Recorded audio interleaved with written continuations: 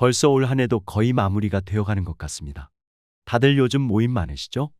매년 12월, 1월이 되면 송년 모임이다, 신년 모임이다 해서 모임들이 참 많습니다. 그런데 즐거우려고 나갔던 모임에서 꼭 스트레스를 받거나 다녀오면 배우자와 싸움이 되는 모임들이 있습니다. 오늘은 나이 먹을수록 절대 가서는 안 되는 모임 4가지를 소개해 드리겠습니다.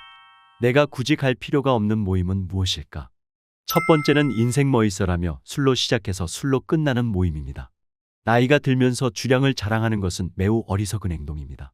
젊었을 때는 자부심의 원천이었을지 모르지만 나이가 들면서 많은 술을 마실 수 있다고 자랑하는 것은 미성숙하고 무책임한 사람으로 인식될 수 있기 때문입니다. 우리가 제사를 지낼 때 조상님께 술을 한 잔씩 올리는 문화가 있는 것처럼 술이라는 것은 예를 갖추어 적당히 마시면 딱딱한 분위기를 부드럽게 만들기도 하고 함께하는 대상에게 감사함을 전할 수도 있습니다. 그런데 술로 시작해서 술로 끝나는 모임은 술이 만땅이 되어야 직성이 풀리는 사람들만 모여 있습니다. 고향 친구들 모임이나 취미생활 모임 등 술을 좋아하는 사람들이 모인 모임에 나가면 술을 계속 마시면서 했던 말을 또 하고 또 하고 네가 나한테 과거에 이랬니 저랬니 누구는 돈이 많니 적니 사회는 이렇고 요즘 정치판은 이렇더라라며 온갖 불평불만을 다 해가면서 나중에는 주제도 없고 남는 것도 없이 다음 날에는 숙취와 후회만 남습니다. 처음에는 가볍게 한잔 하자던 것이 점점 선을 넘어가면서 술이 만취가 되어 옆 사람에게 괜히 시비나 걸고 휘청거리다가 넘어지고 이런 모임은 만나면 만날수록 서로 지쳐서 관계를 망칠 수 있습니다. 60대 김모 씨의 새해 목표는 이혼과 경제적 자립입니다. 김 씨는 남편이 친구들과 연말 모임을 한다면서 거의 매일 만취해 귀가하는 것도 모자라 어려운 살림의 술값으로 몇십만 원을 쉽게 쓰는 것을 보니 우라통이 치민다고 호소했습니다. 보다 못해 잔소리를 했더니 돈도 못 벌면서 말만 많다고 애들 앞에서 면박을 들었다고 합니다. 김 씨는 결혼 후 매년 연말 모임 이후 반복되는 싸움도 지겹고 내 역할을 비하하는 것에 더 이상 참기가 어렵다고 말했습니다. 이처럼 술로 시작해서 술로 끝나는 모임은 즐겁지도 남는 것도 없기 때문에 굳이 나갈 필요 없습니다. 두 번째는 각자 자랑만 늘어놓는 모임입니다. 돈 자랑부터 시작해서 자식 자랑, 남편 자랑, 시댁 자랑 등 자랑을 심하게 하는 모임이 있습니다. 자기 자랑만 계속하고 허세를 부리고 거짓말까지 해가며 이야기를 지어내서 남들의 관심을 받으려는 회원들이 있는 모임은 절대 피하시는 것이 좋습니다. 이런 회원들이 있는 모임은 장기적으로 보면 건강한 모임이라고 할 수 없습니다. 자신을 솔직하게 드러내고 서로가 가지고 있는 장단점을 인정해주는 편안한 관계가 될 수 없는 것입니다. 자랑하는 것은 결국 다른 사람들의 인정을 받는 것을 원하는 것입니다. 이렇게 끊임없이 자기 자신에 대한 자부심과 자신을 남들에게 어필하고 싶은 욕망이 강한 사람들이 있는 모임은 결국 오랜 기간 동안 지속되기 어렵습니다. 자존감이 높은 사람이나 시야가 넓은 사람들은 세상에 대단한 사람이 얼마나 많은지 아는 겸손함과 그렇지 못한 사람들에 대한 배려를 가지고 있기 때문에 쉽게 자랑하지 않습니다. 나이가 들면 잘 나갈수록 겸손하고 잘 나가지 않더라도 기죽지 않고 만족하면서 사는 것이 보기 좋습니다. 따라서 이렇게 자랑만 늘어놓는 모임은 피하셔도 괜찮습니다.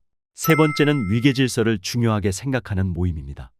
회사를 다닐 때부터 이어져 온 부서 간의 모임이나 친한 사람들과의 모임들이 퇴직을 했음에도 회사에서의 관계가 쭉 이어지는 모임이 있습니다. 내가 현직에 있을 때부터 부르던 직함을 퇴직하고 나와서 사적인 모임에서도 그대로 부르는 위계질서를 중시하는 분위기라면 이 모임은 굉장히 스트레스를 받는 모임일 확률이 큽니다. 한국 사람 10명을 모아놓으면 금방 10명의 서열 정리가 되어버립니다. 나이 혹은 속해 있는 집단의 선후배 관계로 빨리 질서가 잡히는 것이죠. 한국어에는 존댓말과 반말이 명확하기 때문에 서열과 위계질서도 명확하고 강력하게 형성됩니다. 결과적으로 집단의 힘을 한 손에 움켜쥔 권력자가 쉽게 출현하게 되고 그 권력자는 자기와 공생관계에 있는 이 3순위 권력자들을 수하로 부리게 됩니다. 현직에서 일을 하다 보면 나이는 어리지만 나보다 먼저 승진을 하는 케이스가 있습니다. 그때는 회사 내에서의 조직이다 보니 내 상사기 때문에 직함을 부르는 게 당연하지만 퇴직을 했다면 모임 분위기가 나이에 따라서 형님 동생하며 편하게 대할 수 있는 분위기여야 합니다. 그런데 그런 분위기가 아니라 과거 현직에 있을 때의 직책이나 계급을 부르도록 유도가 되거나 그런 분위기에 있는 모임은 절대 가지 마세요. 이런 위계질서를 중요하게 생각하는 모임은 퇴직 후에도 과거 직위에서 소속 직원을 부리는 버릇을 못 버리는 언행의 사람이 있을 가능성이 큽니다. 특히 이런 모임이 부부 동반이라면 더욱 최악입니다. 나 하나로도 부족해 내 아내까지 부끄러워질 수 있으니 이런 모임은 되도록 피하시는 것이 좋습니다. 네 번째는 서로 시기하고 질투하는 모임입니다. 이연복 셰프가 한 TV 프로그램에서 자신의 친구 관계에 대해 이야기한 적이 있습니다. 이 셰프에게는 30년 가까이 만나온 친구 모임이 있었는데요. 이 셰프가 유명해지고 난 후 친구 모임에서 2차를 갔을 때 2차는 누가 돈을 내냐라는 말이 나왔다고 합니다. 이 셰프는 기분 좋게 2차는 자기가 내겠다고 했는데 그 말을 듣고 한 친구가 왜 내가 2차를 쏘느냐며 멱살을 잡았다고 하죠. 결국 싸움이 났고 그 후 이 셰프는 모임에 나가지 않는다고 했습니다. 오랜 친구 모임이 2차 회식비를 내느냐 마느냐 문제로 깨지고 만 것인데요. 하지만 2차 회식비를 누가 내느냐가 진짜 원인은 아닙니다. 이 셰프가 유명해진 것에 대한 시기와 질투가 진짜 문제였던 것이죠. 친구 모임에서 왜 내가 돈을 다 내느냐고 따지는 건 그 사람에게 시기나 질투, 콤플렉스가 있다는 방증입니다. 본래 사람은 자기와 상관없고 잘 모르는 사람에게는 시기심과 질투심이 일어나지 않지만 가까운 친구나 동창 지인 이웃 간에는 시기심과 질투심이 폭발하게 마련입니다. 특히 초등학교나 중학교 동창회가 그런 경우가 의외로 많습니다. 모임을 하면 회원들 중에 잘된 사람이 있고 자녀를 잘 키운 사람이 있고 사회적으로 성공해서 돈을 많이 번 사람도 있을 수 있습니다.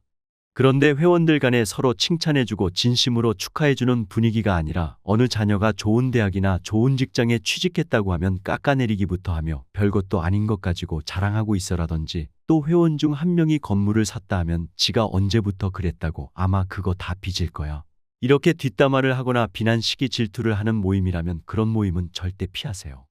같이 모임을 하는 회원 중에 잘된 사람도 있을 수 있고 돈을 많이 버는 사람도 있고 뭔가 잘 나가는 회원이 있으면 이런 훌륭한 회원이 우리 모임에 있다 하며 진심으로 서로 응원해주고 축하해줘야 하는데 잘 되거나 잘 나가는 회원을 비난하고 시기하고 뒷담화하는 모임은 절대 피하시는 것이 좋습니다. 퇴직하고 나이 먹어서까지 그런 모임에 갈 필요 없습니다. 과거에는 친구가 없거나 모임이 없으면 성격에 문제가 있거나 사회성이 부족하다는 편견도 많았습니다. 하지만 지금은 1인 시대를 넘어 핵개인의 시대가 되었습니다. 이제는 둘보다는 혼자가 더 많은 세상이지요. 결혼도 하지 않는 판에 친구나 모임이 있고 없고가 뭐가 그리 중요하겠습니까? 오랫동안 사회인으로 살면서 형성된 휘발성 높은 인간관계는 노후에 아무런 도움이 되지 않습니다. 이제 당신의 성공을 진심으로 기뻐할 수 있는 가족이나 배우자 그리고 가까운 친구들과의 모임 한두 개면 충분히 행복한 인생이 될 수 있습니다. 무늬만 친구인 사람들과의 모임에 큰 시간을 투자하는 것은 무의미합니다. 술로 시작해서 술로 끝나는 모임, 자랑만 늘어놓는 모임, 위계질서를 중요하게 생각하는 모임, 회원들 간에 서로 칭찬보다는 비난하고 시기하는 모임. 오늘 말씀드린 4가지 모임은 나이 들수록 가능하면 피하시는 것이 좋겠습니다. 오늘 내용 도움이 되셨나요? 도움이 되셨다면 주변 지인분들께도 오늘 영상 많이 공유해 주시고요. 저는 다음 시간에 시니어분들께 더욱더 도움되는 정보로 다시 찾아오겠습니다. 오늘도 끝까지 시청해 주셔서 감사합니다.